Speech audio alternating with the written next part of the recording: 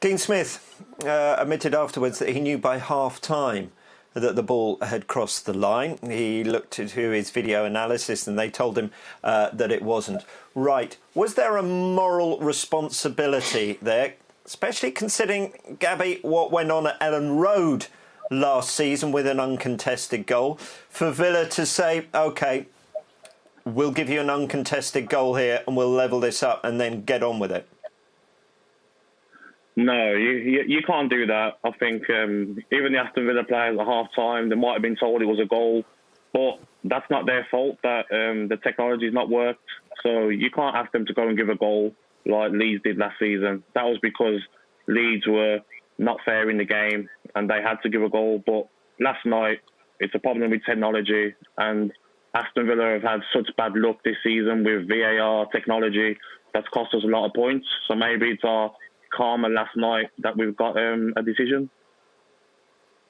That's the former Aston Villa striker, Agbonlahor there. Now let's go to Danny Mills. What do you think?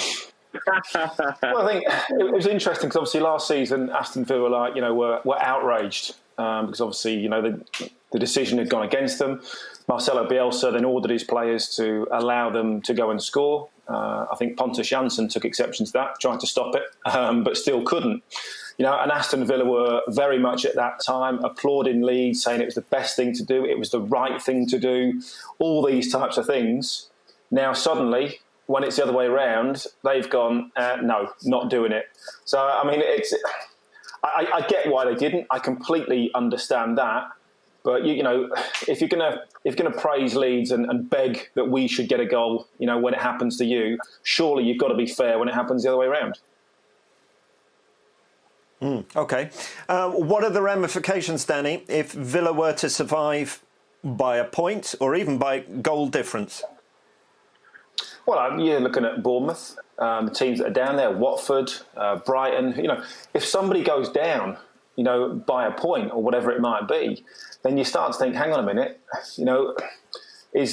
what ramifications are there for Hawkeye? That they've said this system, is always going to be correct. They've said it's accurate. And now it's not. So that would be the biggest issue, I think.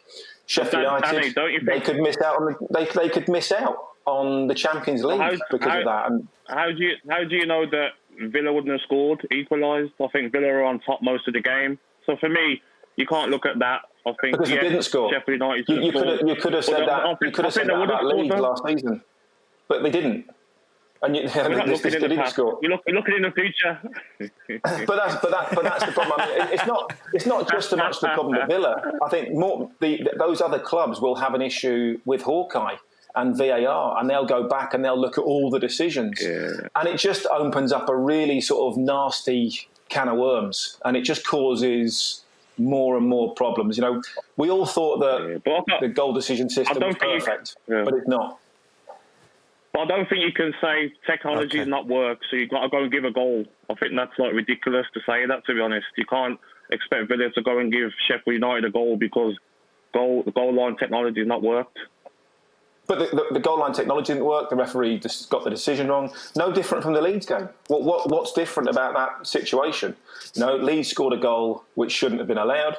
Therefore, they allowed Villa to score. There is no difference in that. I think that was fair. OK, this debate could go on and on and on, but we've got to call time on it. I was enjoying it though. Just to let you know, PGMOL have said that there's no plans to review the remit of VAR in the light of this. Dermot, it's been great to have your company. That's just what you wanted, a nice quiet restart to the Premier League. You'll be back with us tomorrow as we look at another quiet game for referees. That's the Merseyside derby. So we'll see Dermot tomorrow.